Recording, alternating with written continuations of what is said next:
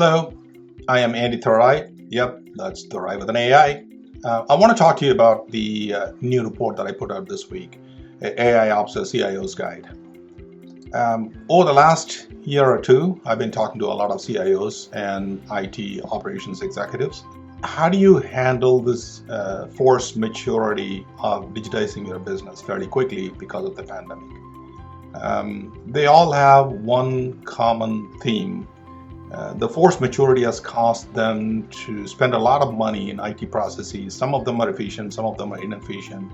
And they are in a situation now that the C-level, C-suite is asking them to find efficiencies to reduce cost and operate more efficiently than what they were in the past year or two. So having said that, one of the couple of areas I find interesting, one is observability, which I'll be doing a report soon on, is a complex issue for a lot of enterprises, particularly for cloud native applications, cloud native full stack observability. And then the second issue, what a lot of customers are struggling with is, how do I find issues quickly and fix it? And that's where AIOps can come into play. AIOps is basically using AI and ML in IT operations to make it more efficient. So what are the benefits of AIOps? The first one could be to avoid lengthy downtimes and improve IT quality. When something goes down, which it will in a matter of time, and if it creates thousands of alerts, noises, your IT support staff and support personnel could get the alert fatigue syndrome and then get a burnout fairly quickly.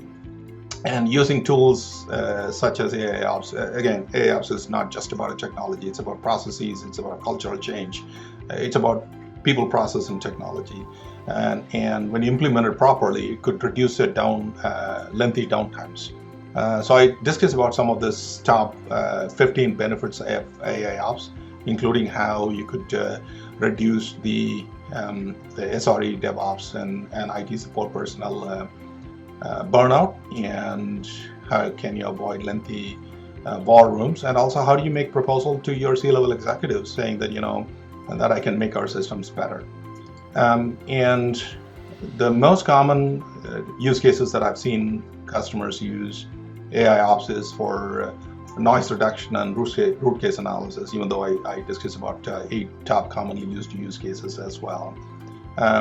Look, at the end of the day, when your system goes down, you need to figure out fairly quickly to fix it. So the MTT, or mean time to resolution, consists of 2 major components.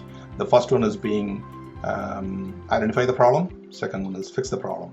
Most times when you know what the problem is, once you identify the problem, fixing the problem is somewhat easy because you have scripts in place, you have a knowledge base, you have automation in place probably, or you know what to do to fix the problem. But identifying the problem takes most of the time when you're fixing the issues.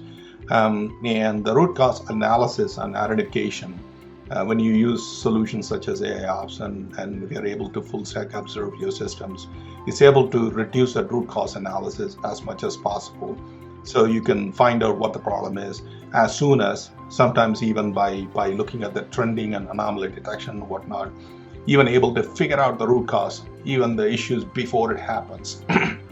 And the other thing I've seen people use is when something goes down, when something is not working properly as expected, the noise creation, especially if you observe full stack, can throw a lot of alerts, a lot of errors, especially if not configured properly. It's not uncommon for an event when it happens, a critical event, throwing thousands of errors from everywhere in the stack. So if you receive all of those, how do you figure out a way to reduce the noise, reduce the alert fatigue, to find out the root cause and fix the problem? And I discussed some of those use cases in my report as well. And the last section, I also discuss about the best practices that I've seen with a lot of these customers and how to implement it. You got to identify what your business need is.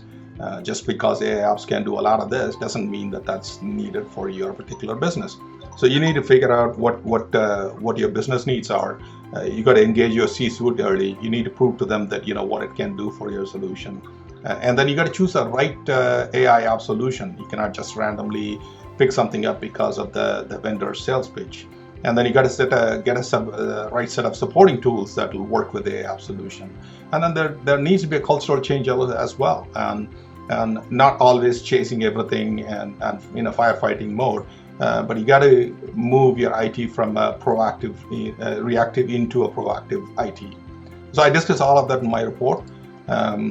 Please get a copy of the report, read it through. If you have questions, reach out to me. You can reach out to me at Andy Tharai on Twitter, or you can email me at andy@constellationr.com.